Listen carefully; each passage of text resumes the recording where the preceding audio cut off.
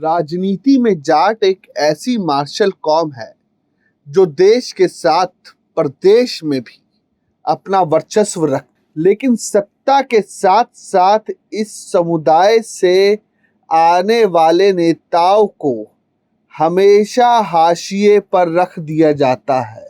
चाहे देश की सबसे पुरानी पार्टी कांग्रेस हो या फिर वर्तमान में सबसे बड़ी पार्टी बीजेपी, दोनों ही पार्टियों में जाट नेताओं को इस कदर किनारे कर दिया जाता है कि उस समुदाय को भी भनक तक नहीं लग। और जब जाट समाज के नेताओं का नाम आता है तो सत्ता और संगठन के बीच या उनको तबाह करने का नाम आता है तो राजस्थान के पूर्व मुख्यमंत्री अशोक गहलोत का नाम प्रमुखता से आता है।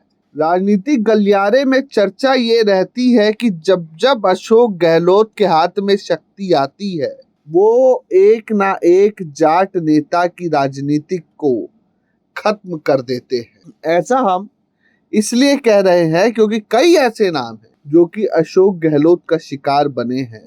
राजनीतिक गलियारों में चर्चा रहती है कि चाहे मदेना परिवार हो या फिर ओला परिवार, चाहे भले ही मृदा परिवार, लेकिन अब है गोविंद सिंह डोटासरा की बारी। वो गोविंद सिंह डोटासरा जो कि मानेसर प्रकरण में एक तरह से इस कदर बीच में रास्ता बनाकर अशोक गहलोत ने उनके लिए जगह बनाई और उनको सचिन पायलट की जगह संगठन की कमान सौंपी। और अशोक गहलोत ने कहा जाता है कि गोविंद सिंह डोटासरा को पीसीसी चीफ बनाया, लेकिन समय बदलता गया और डोटासरा ने अपना कद बड़ा कर लिया। उन नेताओं के बीच में खुद को अपने आप को स्थापित कर लिया, लेकिन कहीं ना कहीं उसी पार्टी के दिग्गज नेताओं को ये बात गले नहीं उतर। तभी तो कहते हैं कि अशोक गहलोत अपने जब भी सत्ता के साथ साथ